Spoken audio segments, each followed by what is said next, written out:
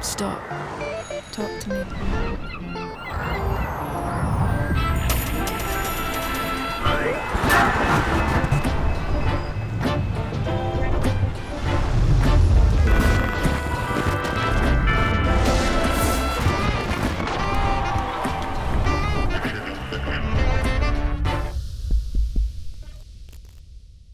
Hello, Grant. Hey, Crystal, how are you? I'm well. How are you? I am good. Today we get to talk to somebody who is near and dear to our heart at the foundation.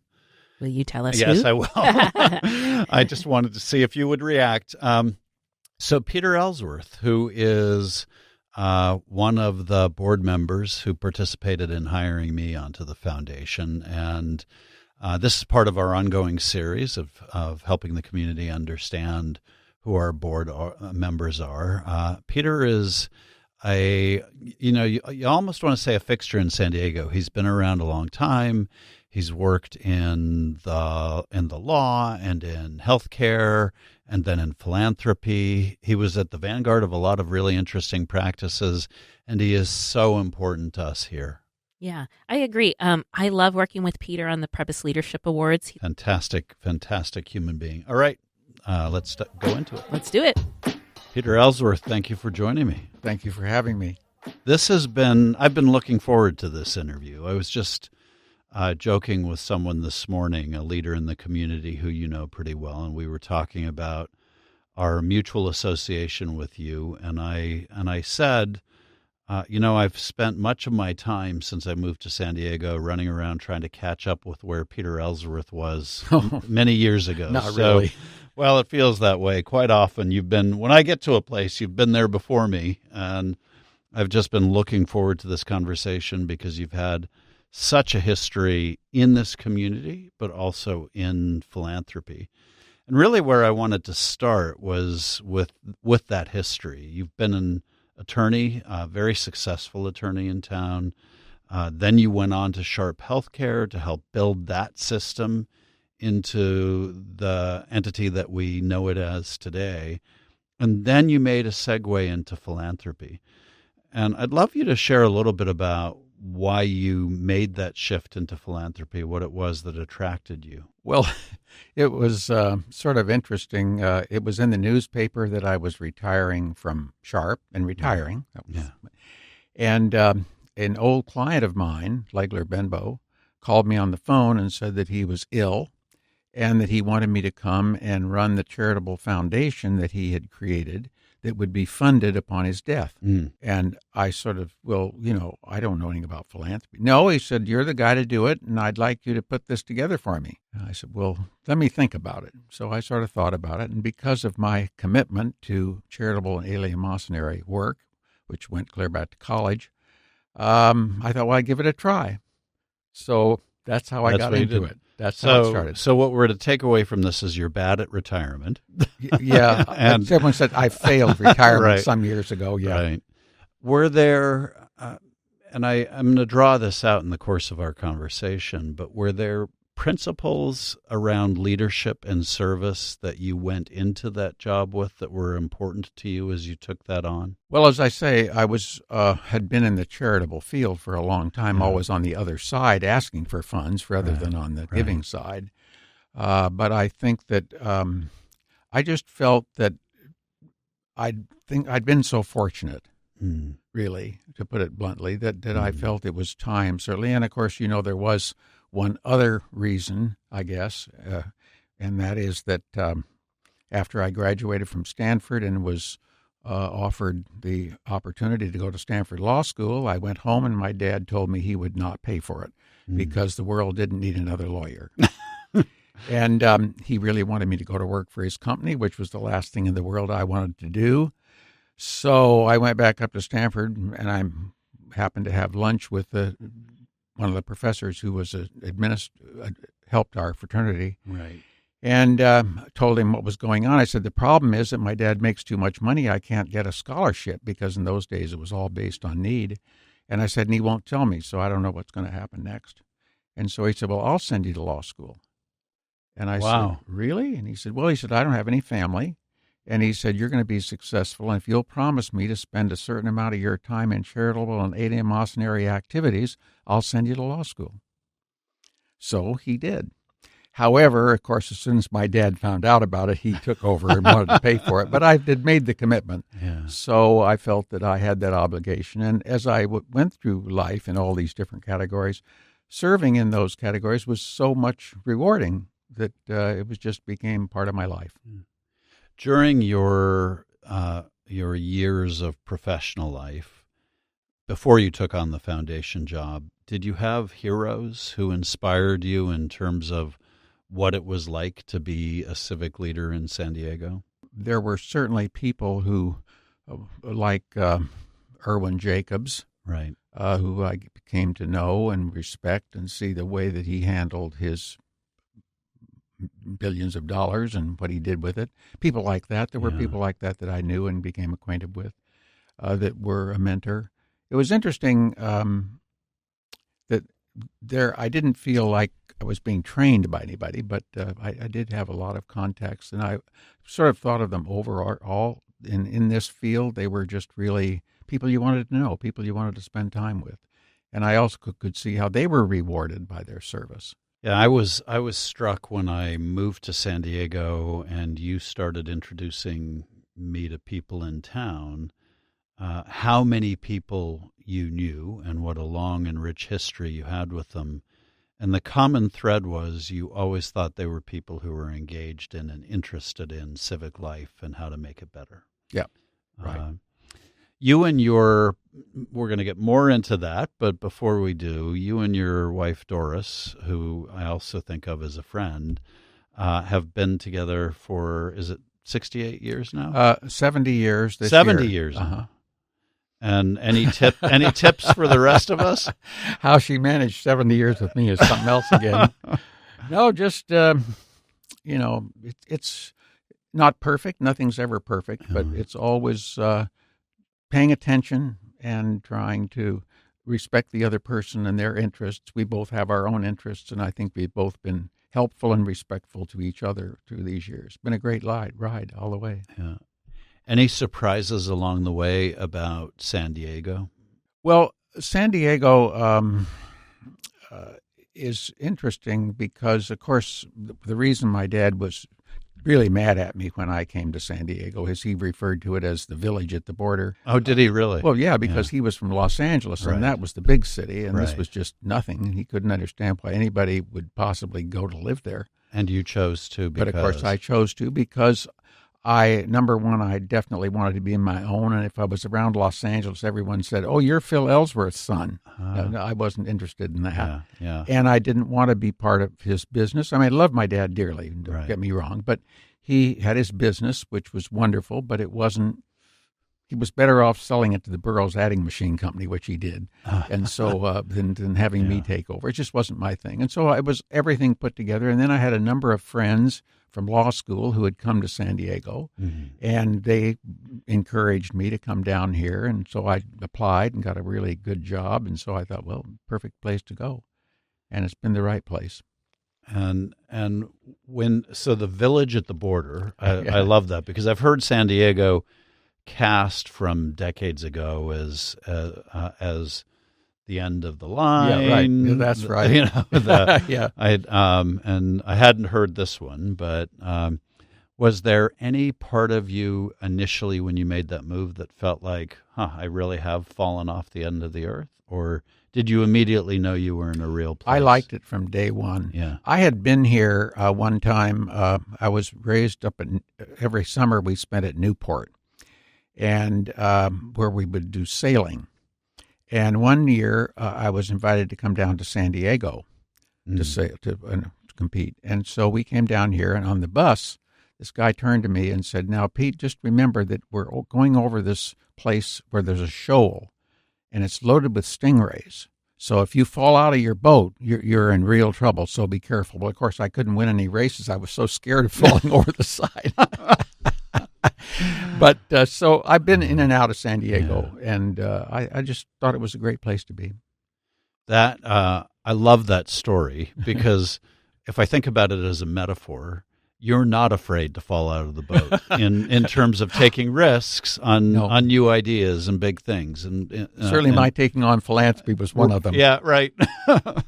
Well, so let's go there. I know we're fast forwarding past a magnificent career of your work in the law and your work at Sharp, but that's another podcast. Yeah. This one is really about community change and how our audience is interested in how people lead in a civic context. So, what do you think you had learned about leadership in San Diego that equipped you to take on the Legler-Benbow Foundation role?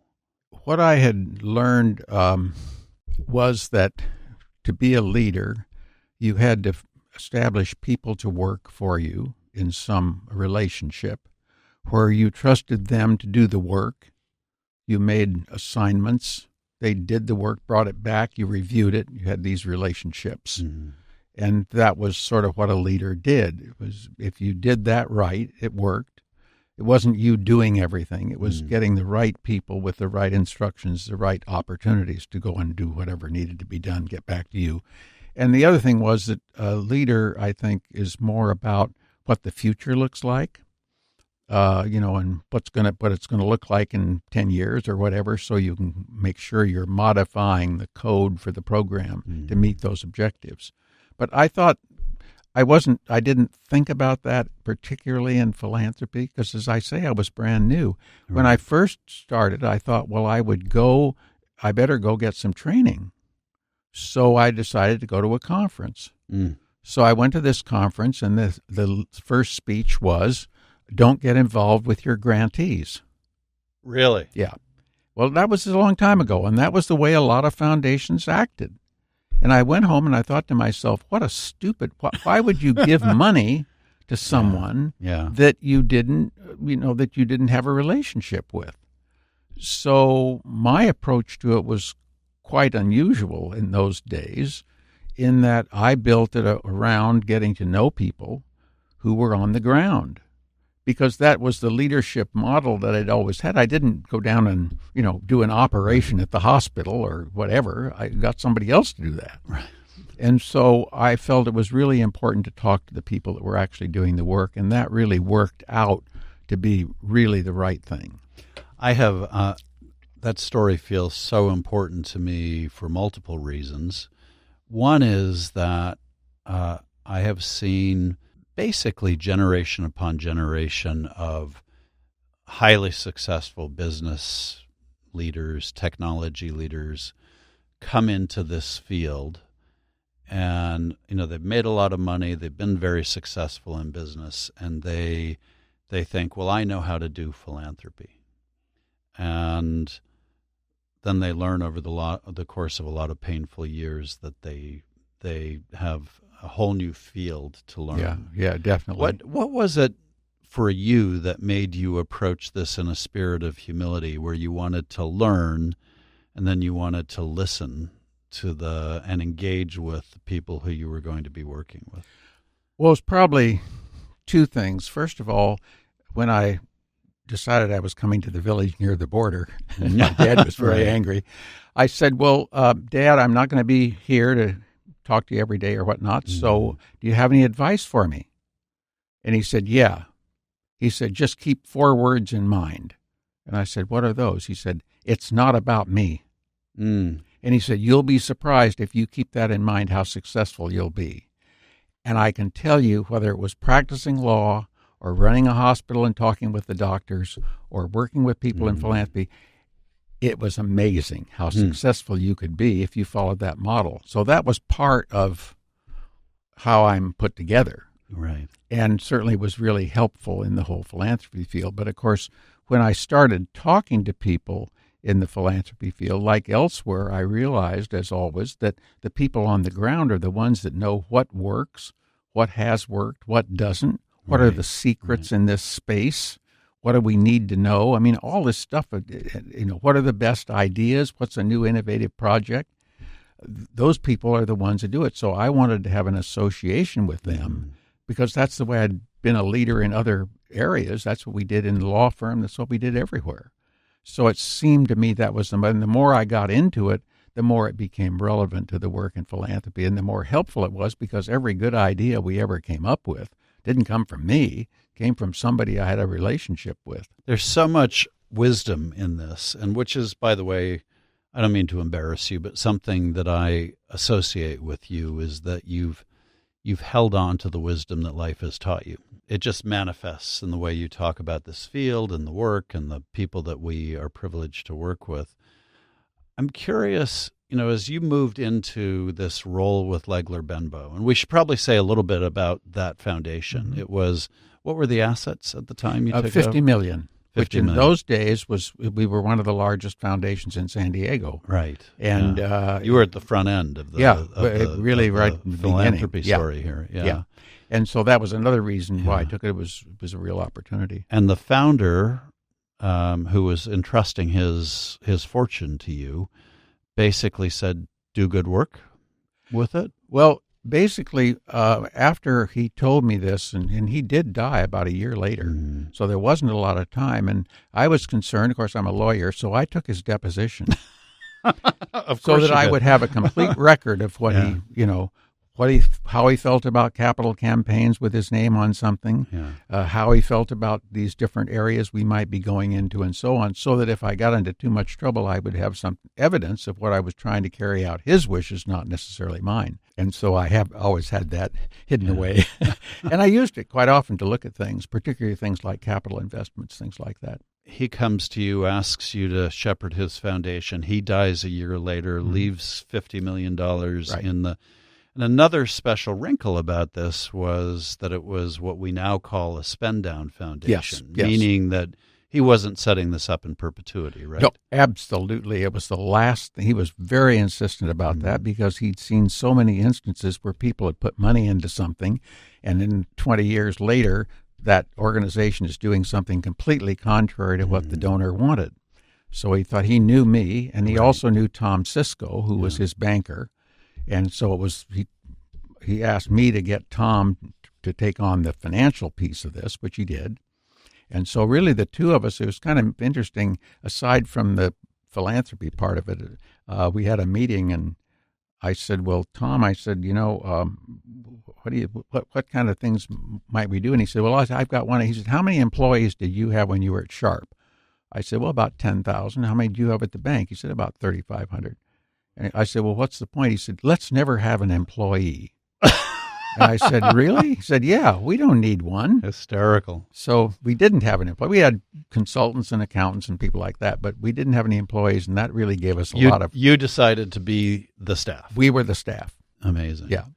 Well, on this, just quickly before we move on from the nature of the foundation, there are two predominant schools of thought in philanthropy, as you know, and one is the one that the Prebys Foundation has embraced, which is that we want to be around for a very long time. Oh, yes, and of course. be a resource for the future of San Diego. The other is the notion that I want to put to get the money to work more quickly, and I want to have a sense of influence over its actual use. And that's typically what motivates a spend-down foundation.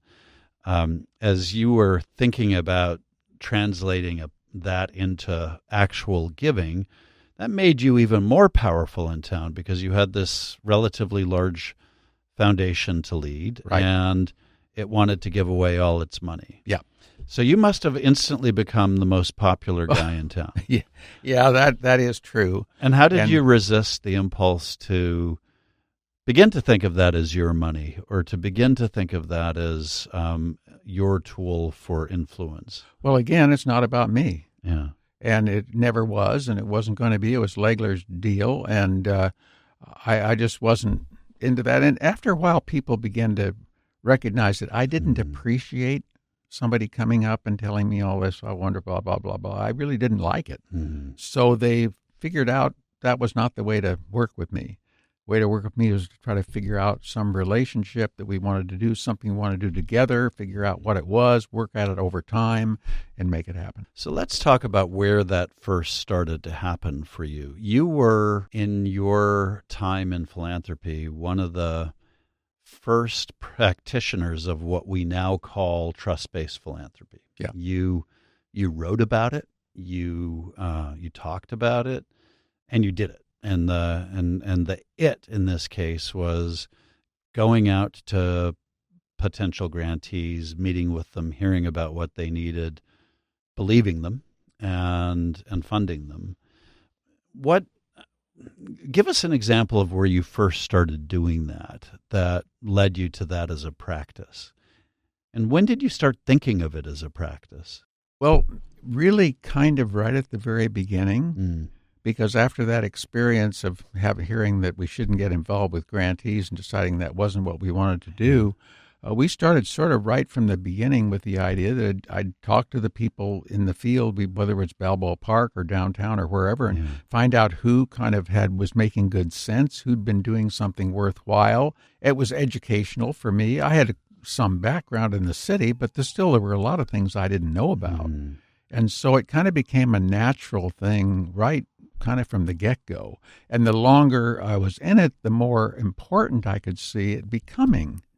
Because, we had an opportunity to do things that just you wouldn't be able to do otherwise.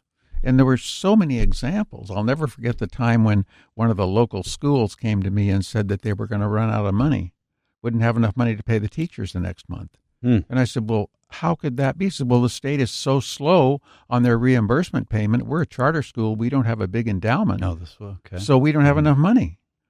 I said, well, that's not a problem. I'll give you a program-related investment, and when you get paid, give it back to me. Really? He said, yeah, sure. But it was because we had that kind of a relationship that he could talk to me about those kinds of things, which would be much harder in a normal, grant process where you have to do a grant every year and then make yourself all over again the next year and the next year after that and the next year after that. And it just wasted so much time. Going through all that process when the real time ought to be spent talking together about what might work. Yeah. I think it's, I'm so glad you shared the story that you did about the going to the conference and immediately feeling misled and misinformed by the professionals in the field. Well, that was kind of arrogant of me, I guess. It's clear that you knew what your values were and the principles that you wanted to guide you in your work. And I think it's important to note what philanthropy was like at that point. Organized philanthropy often was about in that period. And what year would that have been? What time period? 1985. Yeah. 1995. Okay. So at that point, there was still a lot of thought in the field about remaining detached, being dispassionate. Well, it was sort of all about the foundation. Yeah, and being right. And of course, I'd been a person who was experiencing this from the other side. I mean, I might not have known about the philanthropy side, but I knew a lot about the other side. About fundraising and how it felt running to be having every time you call up and fill out 25 pages and go through all this stuff like you were starting over after you'd been funded 3 or 4 years in a row, and then being told, we don't fund more than 3 years and all those kinds of things. So going, well, none of that made any sense to me. Right. When I was on the other side, on the philanthropy side,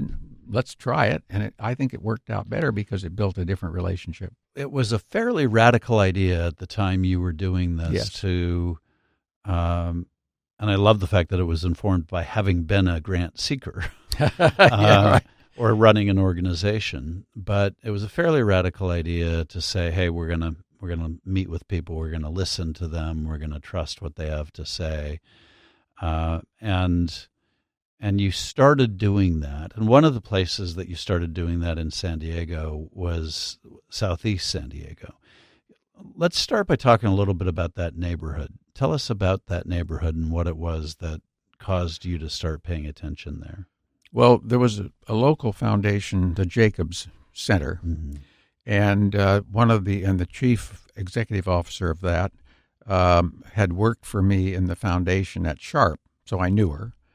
And I talked to her, and they were actually located in this area. And I thought, well, as far as our work in community development is concerned, why not associate with them? They were there. They had these relationships and whatnot. And so that's kind of how I became engaged there. But I'll never forget one time we had a program in Southeast San Diego, and we'd gone to the principals of the schools and asked them to come up with a real leader and we wanted to put these people at a table and talk about a project and see what might work. So there was this girl sitting next to me, and she never said anything or opened her mouth.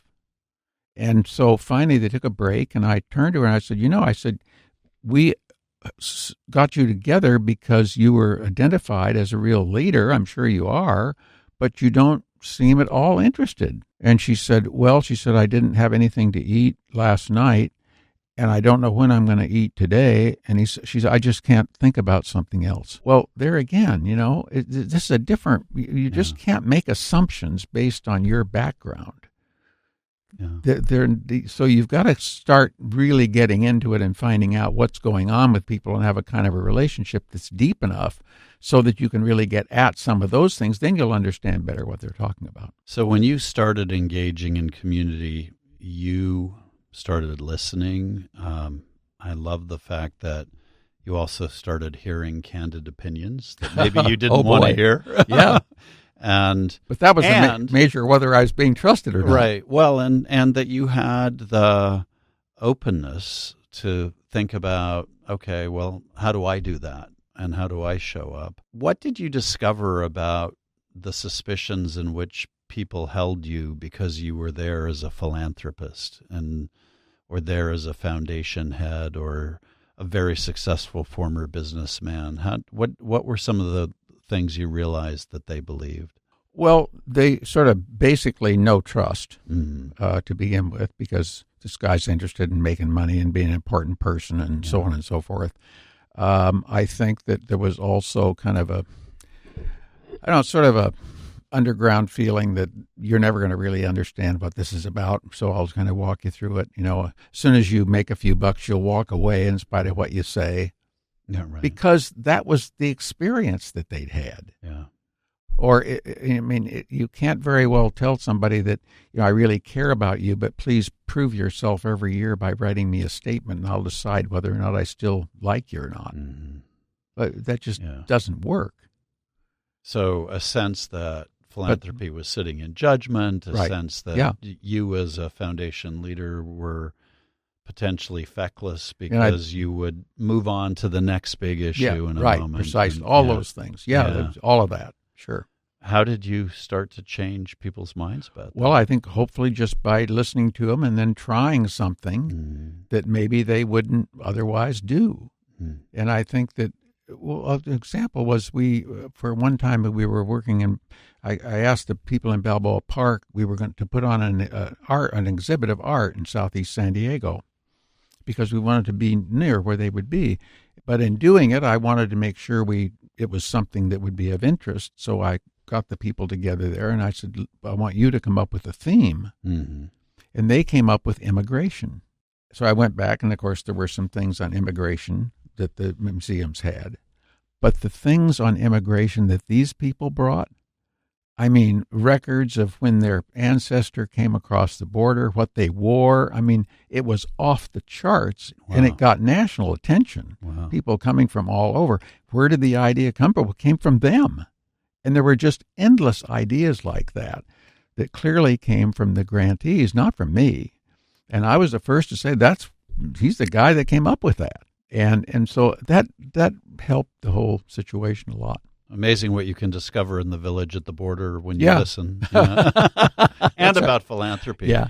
Let's go back to Southeast San Diego and the model of philanthropy you were working to create there. You mentioned you were following the lead in part of the Jacobs Center and the Jacobs Foundation. Yes. And that entity had been created by a local businessman who wanted to devote his Actually, a Los Angeles businessman. Oh, he was a Los Angeles. Okay. But his daughter was from here and came down here. I see. I remember for a lot of years, Jacobs was held up as a rare example of what was called hyperlocal philanthropy, because he was looking at this model of how to work with the community and engage the community in making decisions. On the tour that years and years later, when I arrived in town and you were showing me around Southeast San Diego, you showed me organization after organization that you had helped to seed by doing the same thing. And, as I'm sitting here off the top of my head, I'm remembering the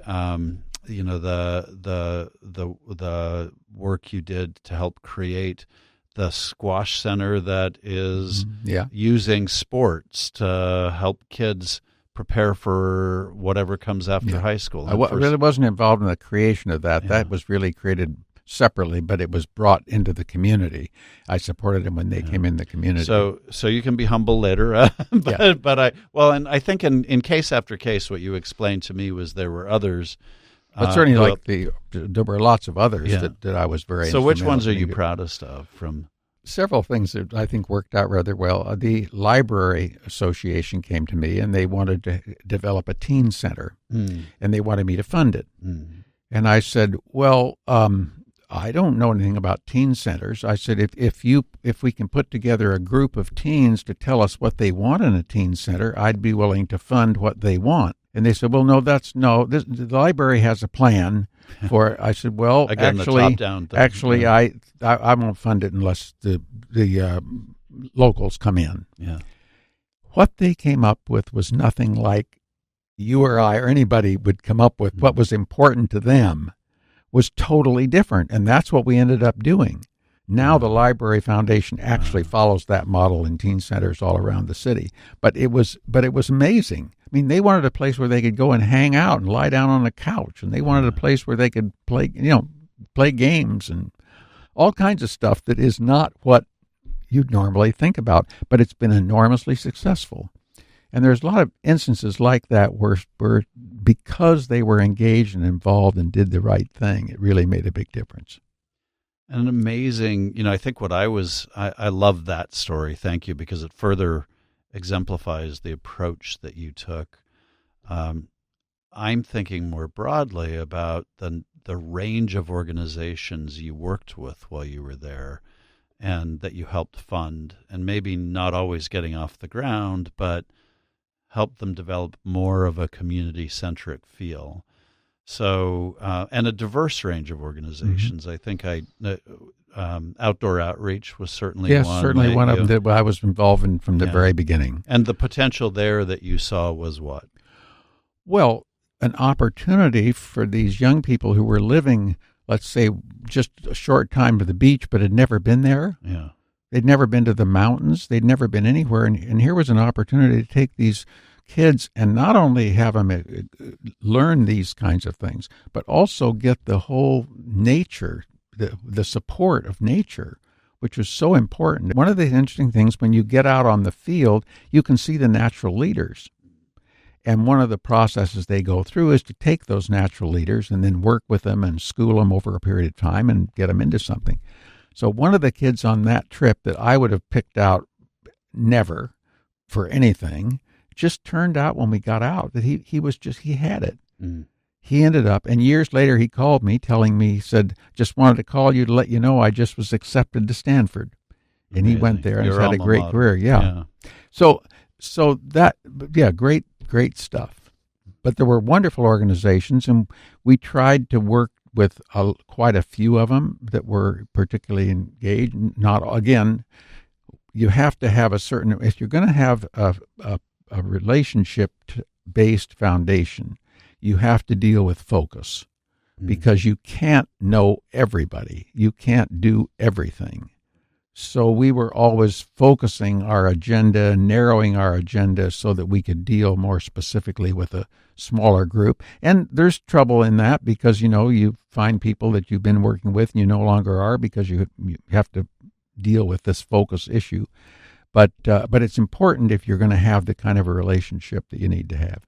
One of the organizations that I know you're still a fan of their work today was Writer's Block.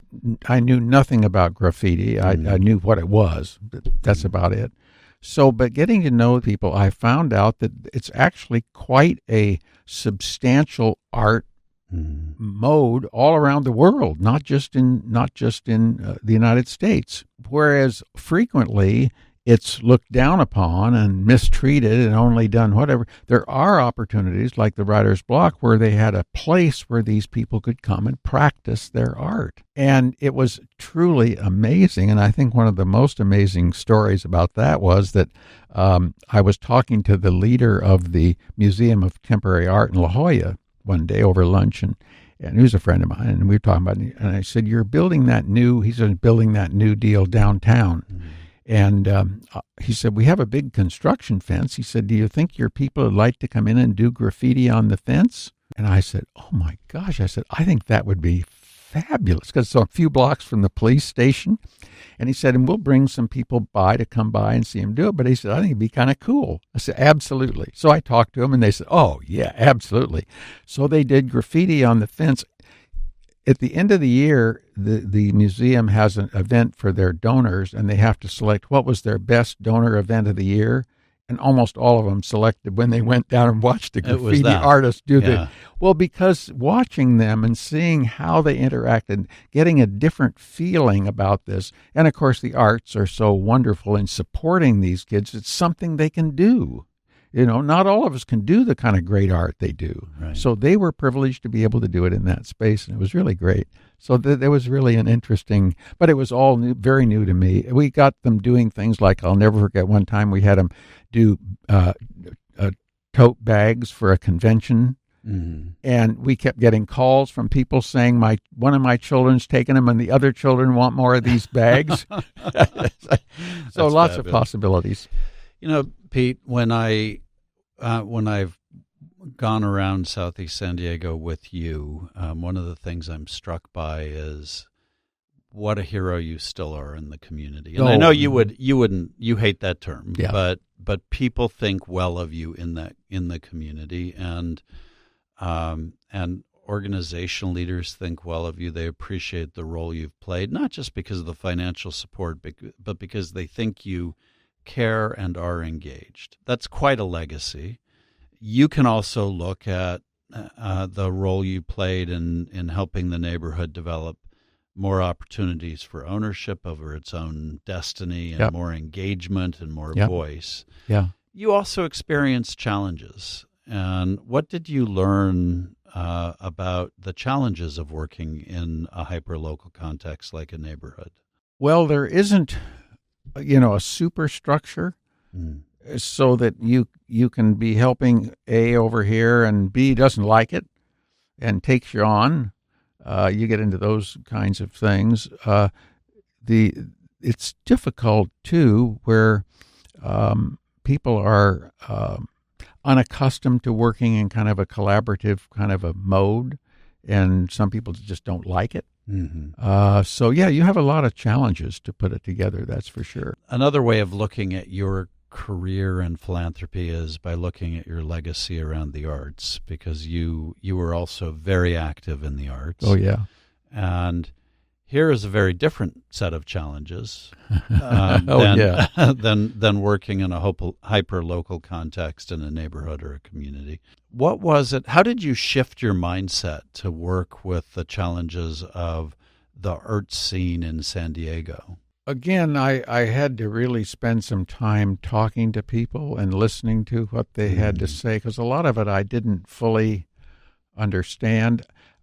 Early on, I was so impressed with the fact that what art meant to some of these kids that had nothing else.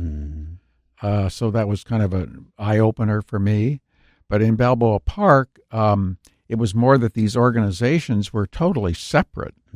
And one of the reasons, of course, was philanthropy, because they all wanted to have their own philanthropy thing rather than be together. And so there was very much of a disconnect between the major organizations. And that was a barrier. But interestingly enough, at some point, several of the leaders of those organizations came to me and asked me to fund putting together the Balboa Park Cultural Partnership. They weren't even meeting with each other, and they suddenly realized that what they were doing was, when one of them would come up with something, then somebody else would undermine it, and then the city wouldn't do it. And so they were absolutely getting nowhere. Is it fair to say that they had a scarcity mindset too? Yeah, I think so. They're definitely. I mean, very much, open up the doors, have enough money to open the doors tomorrow. Yeah.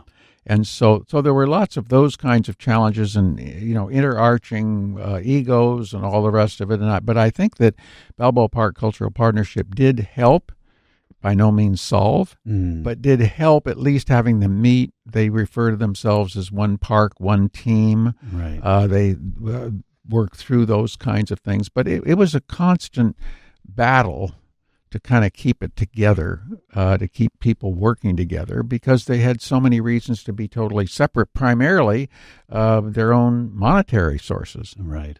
Yeah, I mean, I think that is such an important thread to pull on, because I think sometimes we assume that people behave differently in different parts of the world, and the reality is people are people. Yeah, that's true. Unfortunately. Well, unfortunately. Yeah, right.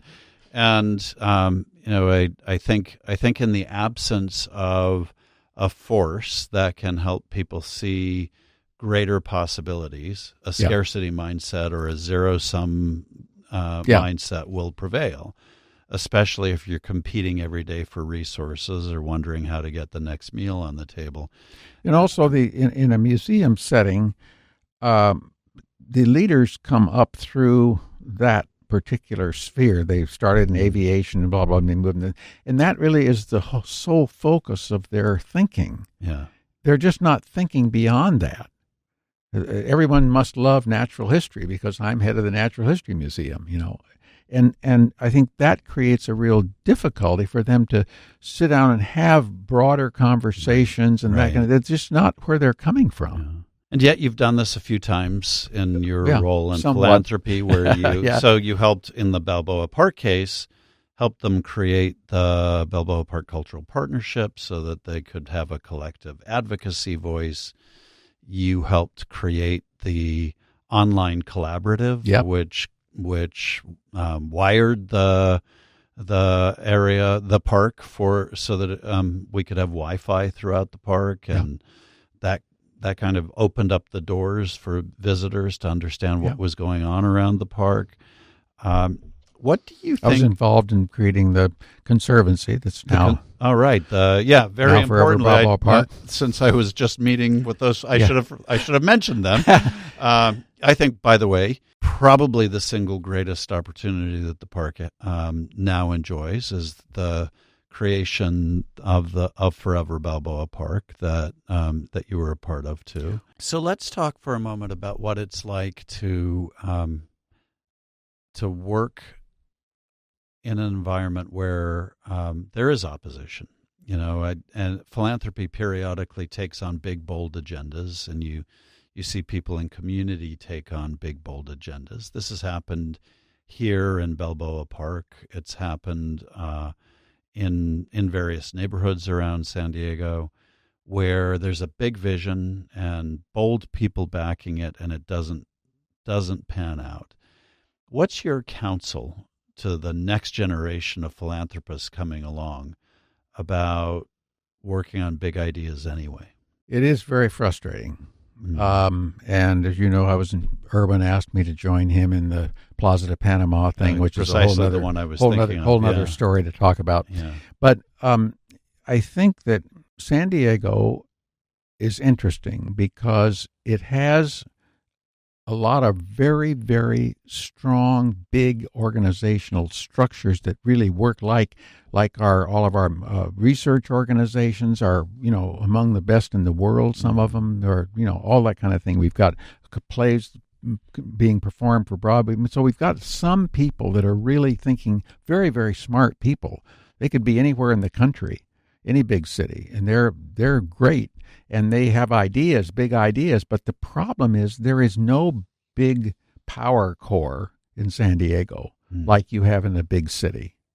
There would be foundations, major corporations, those kinds of things. And so consequently, people seem to be divided up into these little groups. So when you try to do something, you're bound to offend some of the groups, and then they take on the lawyer, and the lawyer sues you, and then the cost goes up, and blah, blah, blah.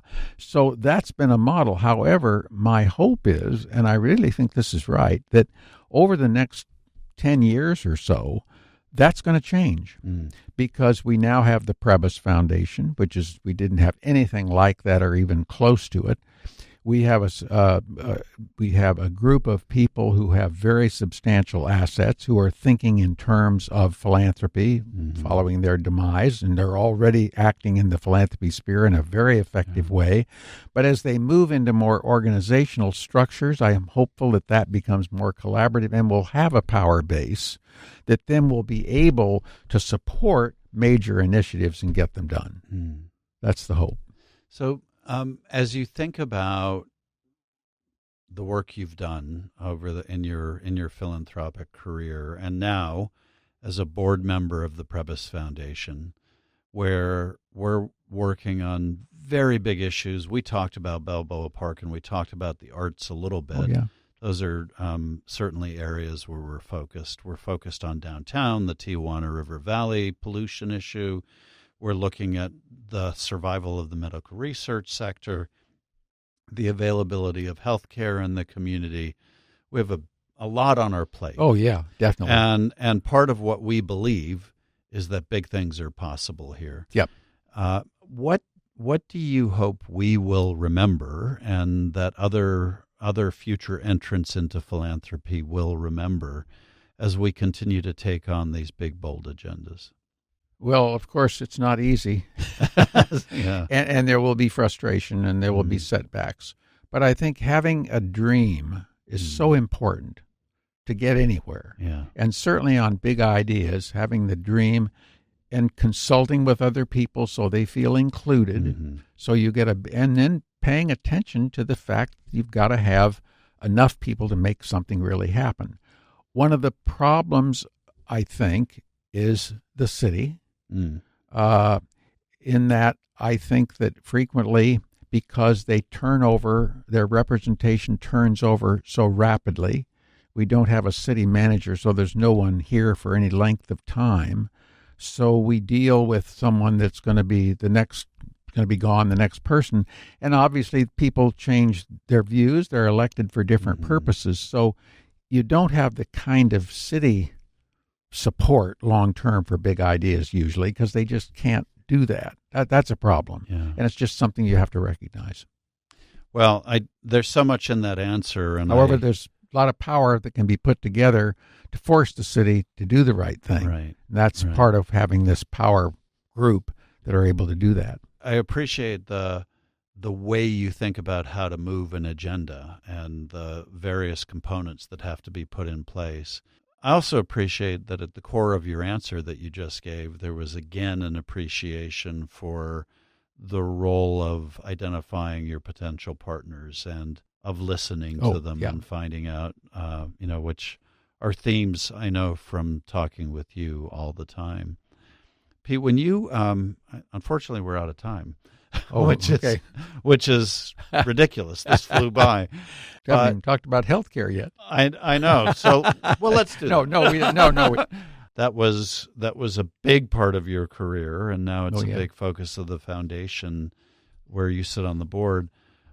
What do you think are the major opportunities or needs right now that we need to be focusing on in San Diego? Well, on the needs side, to me, it's clearly access. We just have demonstrated without any doubt during COVID that these disadvantaged neighborhoods do not have appropriate access. The clinics that are in these areas frequently close at 5 o'clock, and of course the people, both husband and wife, are working. No one's available to take the kid anywhere except to the emergency room. So that access is a big issue, in my opinion. But I think there's another whole thing that gets me very excited, and that's artificial intelligence. And because I think that when you look at what these new systems are able to do in improving operations, in actually developing information together. I was on the National Institute of Health Primary Care Board putting together the primary care analysis for the United States, and we wrote that a number of years ago. And when you think about primary care, a primary care physician needs to know Grant Oliphant, what all about him, what he takes, what his rules are, blah, blah, blah, all this stuff. Well, today, with the amount of burden on them and the number of people that they have, there's no way they can know that. Right. Whereas with artificial intelligence, we'd be able to complete all that and more about this person and be able to summarize it in a way that when the primary care physician has 2 minutes before he walks in the door, he can pick something up and read everything he needs to know. So there's all kinds of possibilities. I'm sure there's downsides as well, but there's all kinds of real possibilities, I think, that are very exciting in the healthcare field. You captured in that answer so well the choice that is hard for philanthropy to make. There's probably no greater proponent on our board, by the way, for looking at technology and innovation across the range of the things that we fund. And that's sort of the promise and opportunity side of the equation. Yeah. And then you nailed it by describing the need that exists and access, the problem that we have with access in this community, not just because of COVID, but because of geography and because of where people live and the services that are there and the communities they're in and all of that. So when you think about how we have to balance those two, what do you hope we will keep in mind? Give me some wisdom here that I can make these decisions based on. That's a hard question because it sort of depended. I think we should do some of each. Yeah. And you have to make choices, I know, as you go forward. I think that I don't want to say I'd favor one over the other. I think there's real opportunities in the section in the part dealing with access. That's going to require specific philanthropy dollars to help these organizations, be open later. All of that's a monetary thing. On the other side, it's more almost advocacy, and I think we can be a role player. We can help them in getting broader access to their particular ideas and all those kinds of things. But you've got big players doing this, Apple, other players that are in that space. So I think in the community piece, we really need to be there, but we need to look pretty specifically at each need, and it's totally independent and separate. Because what works in one community is not going to work at all in the others. They're all different. And that makes it difficult. And that's where focus comes in. Maybe you just focus in one area and something really works, and then it can be done in other areas. But you just can't start out doing it everywhere. Pete, again, so many lessons from having done this work and having been a genuinely thoughtful practitioner of it. And you have contributed to the knowledge of the field about how to do it well.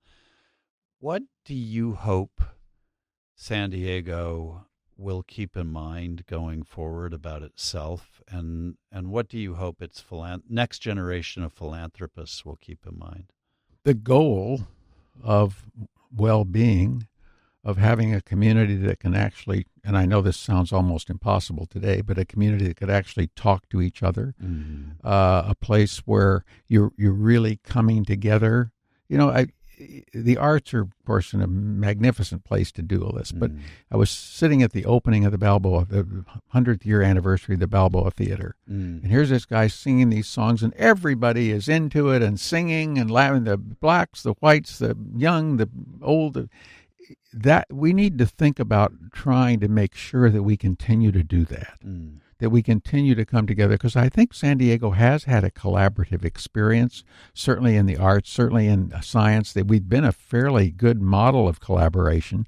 That needs to be encouraged, but I think it needs to be encouraged in a way all the way down so that everybody feels like they're part of this program. I think that's the goal, but it's not easy to get there, and of course, there's going to be people that have more and people that have less, but that doesn't mean that we can't make at least a fair, we have a major problem of housing and other things that we've got to address so that people feel included and that they're part of the community. And I think that's what we need to keep in mind going forward.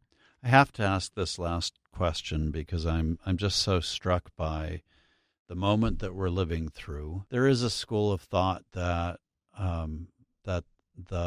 that we're seeing discussed on the national stage, that philanthropy is somehow not legitimate, that there are better ways to make a difference just by being in business, for example.